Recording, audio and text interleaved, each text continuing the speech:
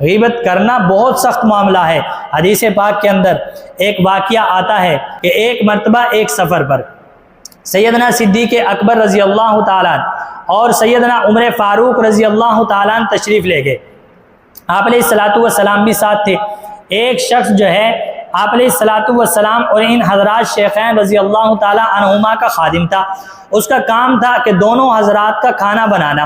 ایک دن اس انسان نے کیا کیا کہ کھانا بنانے کی جگہ پڑھ کر سو گیا۔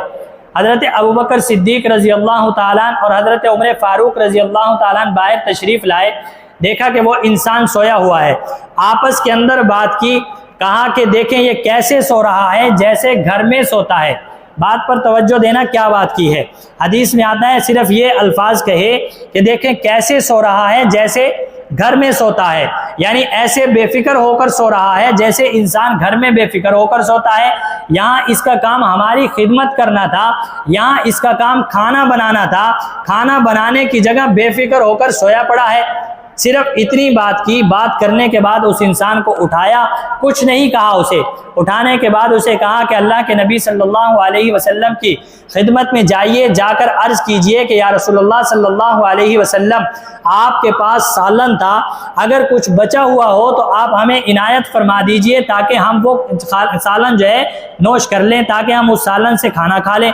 وہ شخص گیا، جا کر سلام عرض کی، یا رسول اللہ صلی اللہ علیہ وسلم حضرات شیخین رضی اللہ تعالیٰ عنہما آپ کو سلام کہہ رہے ہیں اور عرض کر رہے ہیں کہ اگر کوئی سالن بچا ہوا ہو تو وہ سالن ہمیں عنایت فرما دیجئے تاکہ ہم وہ کھا لیں۔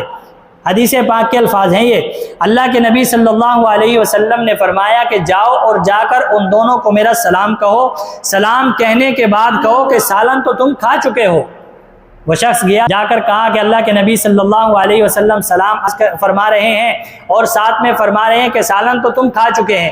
صحابہ تھے، مزاج شناس تھے نبوت کے، فوراً دوڑے ہوئے لپکے ہوئے آپ علیہ السلام کی خدمت میں آئے، آ کر عرض کی کہ یا رسول اللہ صلی اللہ علیہ وسلم ہم نے تو ابھی تک کچھ نہیں کھایا، آپ کہہ رہے ہیں کہ سالن کھا چکے ہیں، تو ہم کس چیز کا سالن کھا چکے ہیں؟ اللہ رب العزت نے وحی کے ذریعے آپ علیہ السلام کو بتلا دیا ہوگا کہ انہوں نے اس ملازم کی برائی کی ہے۔